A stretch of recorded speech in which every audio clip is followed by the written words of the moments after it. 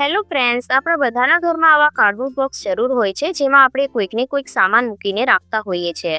પણ તમે જોયું હશે કે આમાં ખૂબ જ જલ્દી નમી આવી જાય છે, જેના લીધે એમાં થાય છે કોકરોચ, જે આખા ઘરમાં ફેલાવા લાગે છે. આપણને લાગે છે કે ફક્ત નીચે નીચે જ કોકરોચ હશે, પણ તમે ધ્યાનથી જોયું હશે તો દિવાલો ઉપર તમને કાળા કાળા નાના ધબ્બા જેવું નજર આવે છે, જે કોકરોચના ઈંડા હોય છે. એકદમ નાના નાના હોય છે, ત્યાંથી નીકળીને એ પૂરા ઘરમાં ફેલાઈ જાય છે. જો તમને કોકરોચથી છુટકારો જોવે છે તો ખૂબ જ સારો ઘરેલું ઉપાય હું જણાવવાની છું, જેથી કોકરોચ તમારા ઘરમાં ફરીથી ક્યારે નહીં દેખાય. એટલો વધારે અસરદાર ઉપાય છે.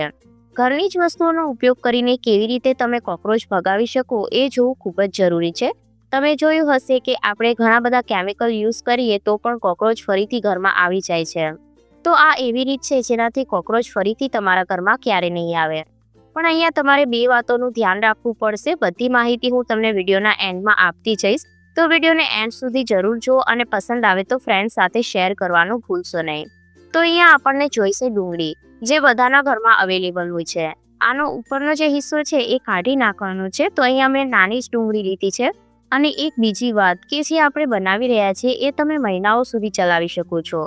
એવું નથી કે તમારે રોજ રોજ બનાવવાની જરૂર પડશે.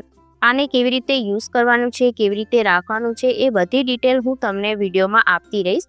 કારણ કે કોઈ પણ વસ્તુનો આપણે યુઝ કરીએ તો એ કેવી રીતે યુઝ કરીએ છીએ એ પણ ખૂબ જ ઇમ્પોર્ટન્ટ છે. ત્યારે જ આપણને એનું રિઝલ્ટ મળે છે. અને બીજી વાત, જેટલા પણ તમને તમારા ઘરમાં ખૂણામાં દિવાલોમાં કોકરોચના ઈંડા દેખાય છે એને પહેલાં સાફ કરી લો, કારણ કે જેટલા ઈંડા હશે એટલા જ એ ઘરમાં વધતા રહેશે. અહીંયા મેં ડુંગળીને ગ્રેટરની મદદથી ગ્રેટ કરવાનું સ્ટાર્ટ કરી દીધું છે. તો અહીંયા આપણે નાની એવી જ ડુંગળી લેવાની છે. આનો જે થોડો પેસ્ટવાળો ભાગ છે એ આપણને જોઈશે. તો આ રીતે હું અડધી ડુંગળીને ગ્રેટ કરી લઈશ. આનો જે રસ છે એ આપણને જોઈશે. તમે અહીંયા જોઈ શકો છો કે જે રસ છે એ નીકળવાનું ચાલુ થઈ ગયું છે. મિક્સરમાં પણ તમે આને એકદમ બારીક કરી શકો છો અને ત્યારબાદ તમે એનો યુઝ કરી શકો છો. પણ ગ્રેટરની મદદથી આસાનીથી આપણે જે ડુંગળીનો ભાગ છે એને ગ્રેટ કરી શકાય છે. તો જો અમે અહીંયા અડધી જ ડુંગળી લીધી છે. તો આપણે જ્યારે પણ આ સોલ્યુશનનો તમે ઉપયોગ કરો ઘરમાં, ત્યારે એક વાતનું ધ્યાન રાખવાનું કે પહેલાં તમારે છે ને જે કોકરોચના ઈંડા વગેરે હોય ને, જે કાળા કાળા ધબ્બા હોય છે એ બધાને એકદમ સાફ કરી લેવાના અને ત્યારબાદ જ તમારે આ સોલ્યુશનનો ઉપયોગ કરવાનો છે, જેથી તમને આનું 100% રિઝલ્ટ મળશે. મેં ખુદ આ રેમેડીવાળા ઘરમાં ટ્રાય કરી છે, કારણ કે મારા ઘરમાં પણ ખૂબ જ વધારે કોકરોચ થઈ ગયા હતા. તો આ રેમેડીથી મને 100% રિઝલ્ટ મળ્યું છે અને આશા રાખું છું કે તમને પણ આનાથી 100% રિઝલ્ટ મળશે.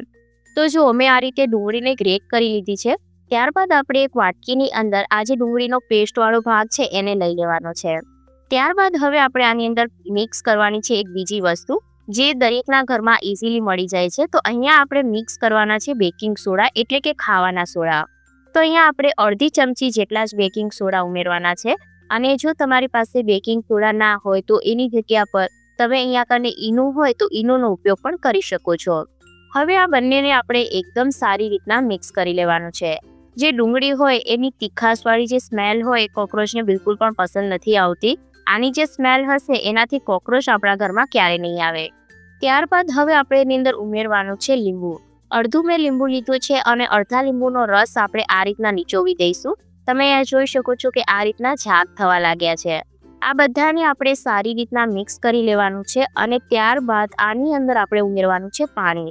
તો જેટલા પ્રમાણમાં તમે બનાવતા હોય, એટલે કે જો તમારે વધારે સમય માટે રાખવું હોય તો પાણી તમારે થોડું વધારે લેવાનું. તો અહીંયા જો હું 1 ગ્લાસ જેટલું પાણી લઈ રહી છું અને આને એકદમ સારી રીતના આપણે મિક્સ કરી લેવાનું છે. તો જો આપણું આ જે સોલ્યુશન છે ને એ બનીને તૈયાર થઈ ગયું છે. તો હવે આને કઈ રીતના ઉપયોગ કરવાનો છે એ જોઈએ.